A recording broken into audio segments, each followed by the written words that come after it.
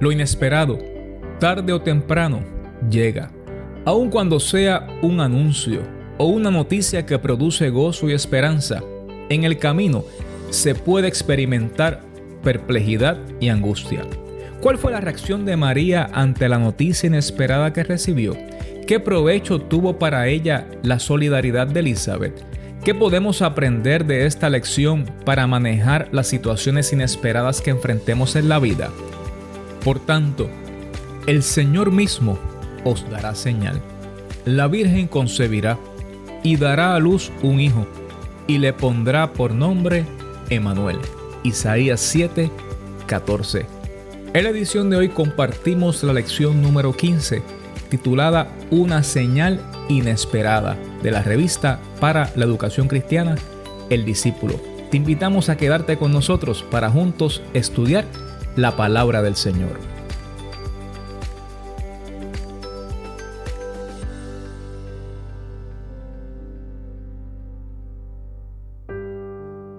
Reciba un saludo de parte de la Iglesia Cristiana Discípulos de Cristo en Puerto Rico y de su servidor, Eliezer Álvarez Díaz, pastor asistente en Educación Cristiana y editor de la revista El Discípulo.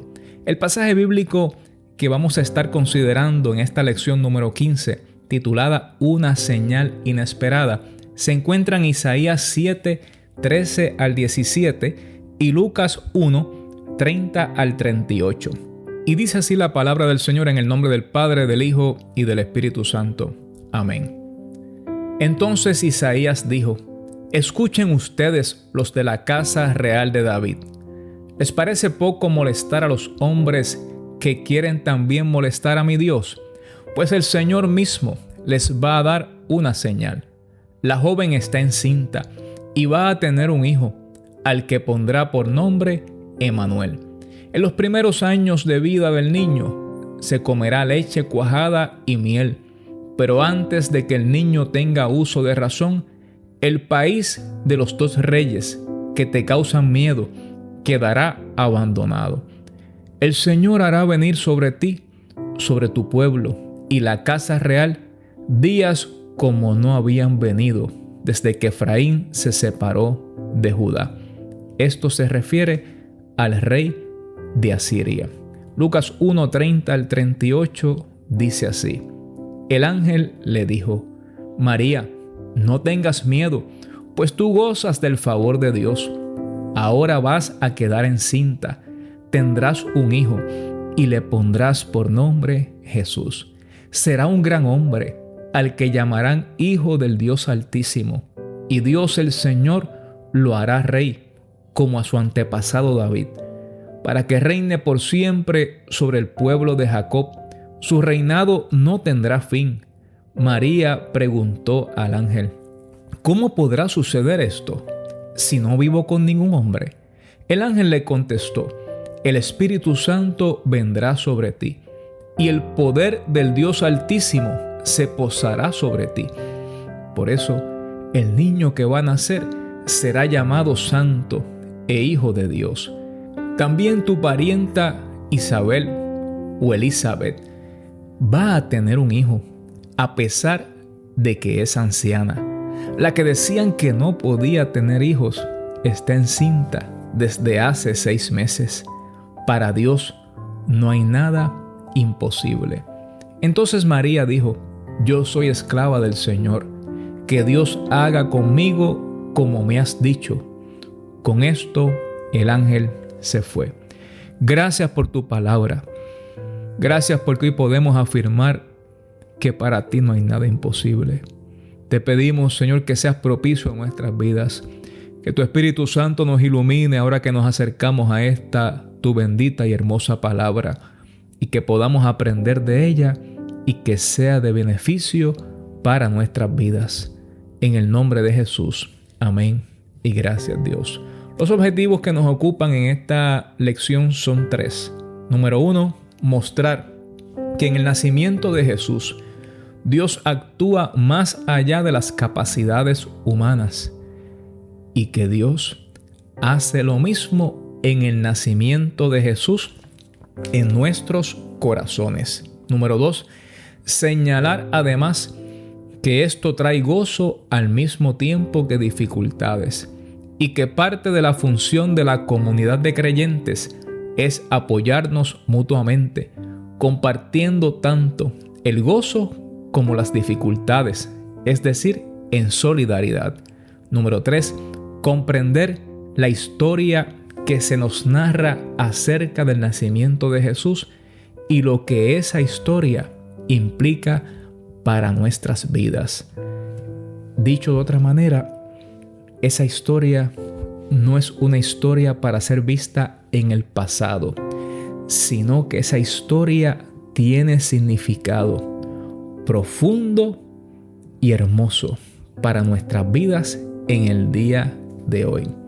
Según nos explica el Dr. Justo González, quien fue el que escribió esta lección, Dios actúa en la historia y encontramos ciertos patrones, hechos del pasado que nos sirven como señal de sus hechos en el presente y en el futuro. Cuando verificamos los versículos que leímos en el libro del profeta Isaías, encontramos que el profeta Isaías estaba profetizando en los tiempos del rey Acaz. El mensaje que está transmitiendo el profeta era para su tiempo. Y como dice Justo, los eruditos opinan que difícilmente podríamos pensar que en aquel momento se estaba refiriendo exclusivamente a acontecimientos que tardarían siglos en llegar y que escasamente podrían servir como señal al rey en ese momento, el rey Acaz, y a sus contemporáneos. Es por esto que los eruditos señalan que en el pasaje de Isaías esta palabra no se refiere directamente a Jesús, sino a algún contemporáneo de Acaz, y algunos opinan que posiblemente su propio hijo. Ahora bien, no se quede ahí, vamos a mirar más allá y vamos ahora a ubicarnos en el Evangelio de Mateo. Cuando Mateo en el capítulo 1 le aplica esta profecía, este pasaje precisamente a Jesús. Y queremos entonces hacernos una pregunta.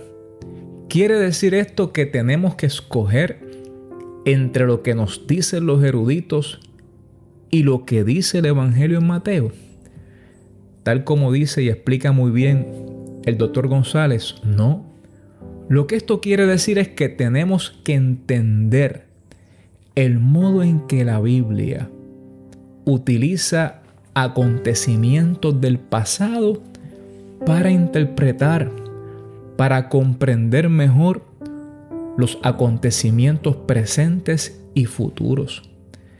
De tal forma que nosotros podamos ver en el presente el cumplimiento de lo que otros acontecimientos anunciaron en el pasado. En otras palabras, los acontecimientos no se repiten, pero sí siguen ciertos patrones guiados por Dios. Otro ejemplo que encontramos en la palabra es cuando el pueblo de Israel sale de Egipto. Note que la liberación del pueblo no se repite. La salida de Egipto fue una sola vez.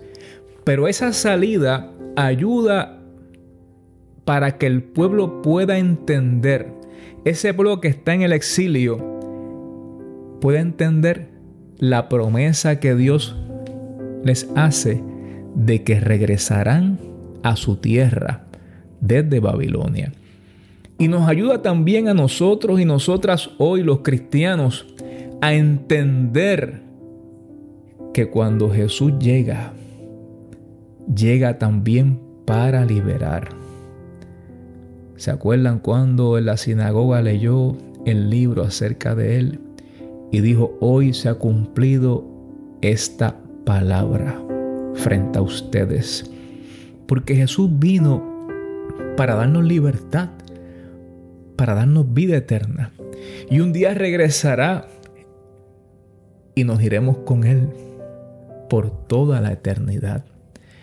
En el griego, esos patrones se llaman tipos o tipología.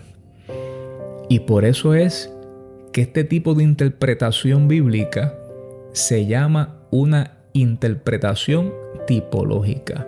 Y para resumir este punto, podemos señalar y afirmar que Isaías 7:14 se refiere a algo que estaba aconteciendo en los tiempos de Acaz, pero también se refiere a lo que sucedería en el nacimiento de Jesús. Pasemos ahora al Evangelio de Lucas, este capítulo número 1 en el cual encontramos la anunciación o el anuncio que recibe María acerca del nacimiento de Jesús. Esta anunciación fue una palabra, una información que tenía la intención de producir gozo y esperanza, no solamente para María, sino para toda la humanidad. Pero María está viviendo un momento especial y particular, único en su vida. Y por eso este anuncio, contrario a producir en ella de primera instancia gozo, lo que produce en ella es perplejidad y hasta angustia. Y más adelante vamos a ver esto. Este relato de la Anunciación es uno de los relatos que más ha inspirado a los artistas.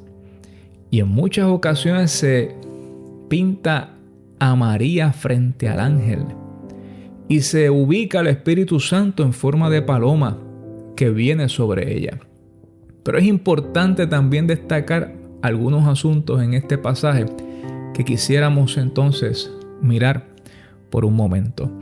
En primer lugar, es importante destacar el saludo que el ángel le ofrece a María.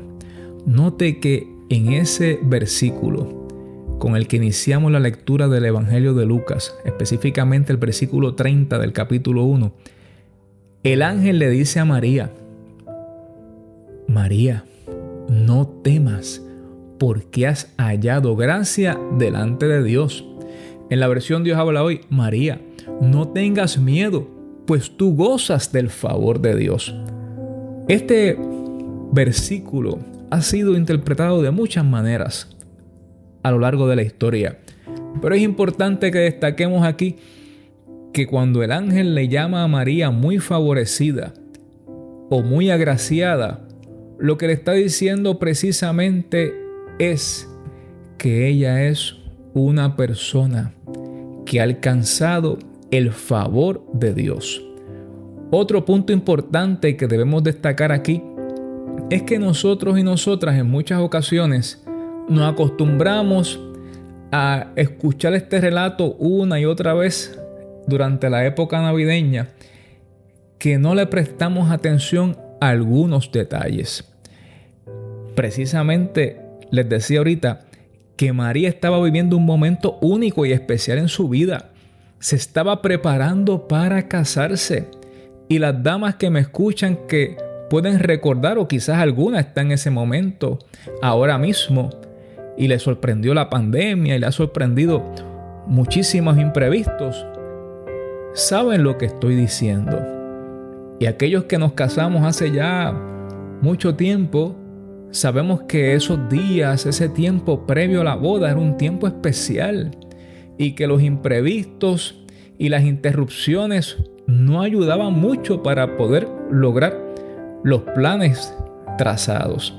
Aquí encontramos que María, en ese tiempo de preparativos, recibe la visita de un ángel. Y un ángel es un mensajero de Dios. El ángel le dice acerca de los planes que Dios tiene para ella.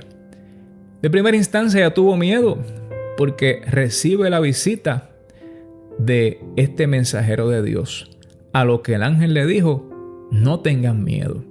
Ahora bien, no pase por alto que esta joven era una joven Galilea, desposada, todavía virgen.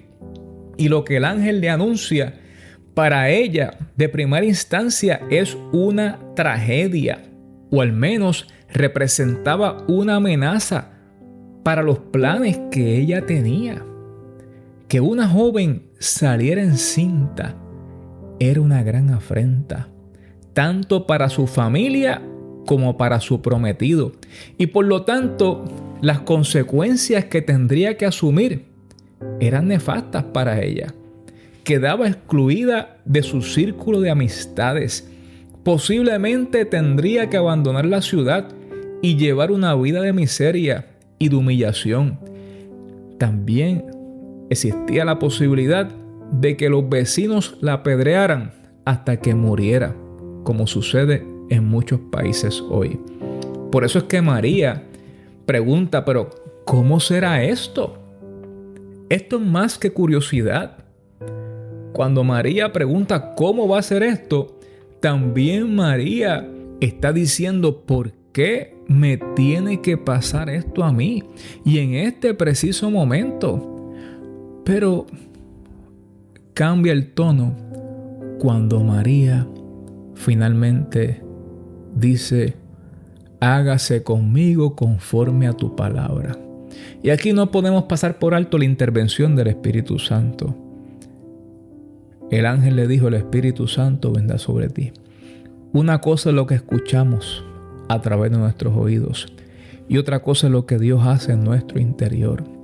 Cuando Dios, a través de su Espíritu, le comunica a nuestro espíritu, a nuestro ser, lo que es su propósito, lo que es su voluntad, que en muchas ocasiones no podemos comprender del todo, que en muchas ocasiones, al igual que María, nos llega su noticia o sus planes de forma inadvertida o inesperada, pero esa presencia suya produce en nosotros una convicción tan grande que uno puede decidir sin reservas abandonarse en los brazos del Señor.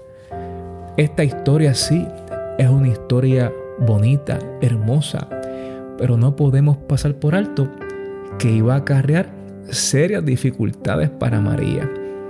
El nacimiento de Jesús, cuando vemos este pasaje, nos percatamos de que no es obra humana, sino de Dios, la intervención de su Espíritu Santo, que hace ese milagro a través de la vida de María. Y también le dice a María que así como habrá de obrar en ella, ya ha obrado en Elizabeth, quien es pariente suya y que ya tiene 6 meses de embarazo, siendo una anciana y habiendo sido estéril. A lo que el ángel le dice: no hay nada imposible para Dios. Por lo tanto, la visita que recibe María es una visita que le da continuidad a lo que Dios ha venido haciendo. Y al referirle el caso de Elizabeth, no solamente le está diciendo: mira, Dios hizo esto en Elizabeth, Él puede hacer esto en ti, sino que también le está diciendo: mira, hay alguien que te va a entender, hay alguien que te va a apoyar, hay alguien con quien tú puedes contar, porque en ella también ha obrado el poder de Dios. Y esa es Elizabeth. En medio de su perplejidad, en medio quizás de su angustia, de sus dudas, el ángel le da a María una referencia acerca de lo que Dios ha venido haciendo. Le da a María un aliciente para que ella tenga con quien hablar y compartir la noticia que ha recibido. Y precisamente en Elizabeth, María recibe ese acompañamiento y ese apoyo. Y qué hermoso saber que Cristo no solamente nació en aquella primera Navidad, sino que Él quiere seguir naciendo en ti y en mí hoy. Él quiere seguir haciendo en ti y en mí cosas extraordinarias, cosas inesperadas que quizás interrumpan nuestros planes. Pero en medio de todo lo que nos ha tocado vivir, sabemos y hemos constatado que no hay nada mejor que depositar nuestras vidas en las manos del Señor, que hacer su voluntad, que ser obedientes a Él, que confiar cada día en que lo que es imposible para nosotros, para Dios no lo es. Jesús, como dice Justo, no siempre viene a nuestros corazones cuando nos conviene. No podemos decirle sencillamente: Señor, espérate a que termine lo que estoy haciendo y que resuelva otros problemas y entonces te recibiré. Como tampoco María podía decirle al ángel: hágase conmigo conforme a tu palabra, pero espera un poco a que yo esté casada y así no hablen de mí. Cuando Jesús viene, frecuentemente interrumpe nuestras vidas. Y aunque hay personas que dicen que Jesús nos resuelve todos los problemas, en ocasiones, cuando Jesús llega a nuestra vida, irrumpe en nuestra agenda que tenemos bien cuadradita, esto nos puede traer problemas en el trabajo, en la familia, en los estudios, en cualquiera sea nuestro quehacer. A manera de resumen, quisiera compartir algunos puntos. El primero es que la acción de Dios frecuentemente ocurre al límite mismo de nuestras posibilidades. Como dice Justo, el Dios que lo crea todo de la nada es el Dios que hace que la estéril dé a luz, que la virgen conciba, que el crucificado resucite y que la iglesia viva. Todo esto es de una misma pieza. Nuestro Dios es el Dios que hace maravillas. Y por eso, en medio de las situaciones que nos ha tocado vivir, no habrá nada más alentador ni más esperanzador que escuchar la voz de Dios, recordar sus promesas y afirmar que Él está con nosotros y Él obrará mucho más abundantemente de lo que nosotros pedimos o entendemos. Que como iglesia del Señor, así como lo hizo Elizabeth, podamos ser solidarios unos con otros y que en esta jornada de fe, en la que probablemente habrán interrupciones e imprevistos, recordemos que no hay nada imposible para Dios y decidamos hacer su voluntad. Te invito a que culminemos con una palabra de oración. Gracias, Dios nuestro, porque tuviste a bien encarnarte en el vientre de María y así hacer de toda la humanidad como ella, muy favorecida. Gracias por estos días de Adviento en que nos preparamos para celebrar el nacimiento de tu Hijo nuestro Señor. Al acercarnos a la Navidad, en medio del bullicio, el ajetreo y la pandemia, ayúdanos a decirte como María: aquí está la sierva, aquí está el siervo del Señor, hágase conmigo conforme a tu palabra. Por Jesucristo, nuestro Señor y Salvador, hemos orado. Amén. Muchas gracias por acompañarnos y te invito a suscribirte a nuestro podcast, El Discípulo, disponible en todas las plataformas de audio bajo demanda. Dios te bendiga y muchas felicidades.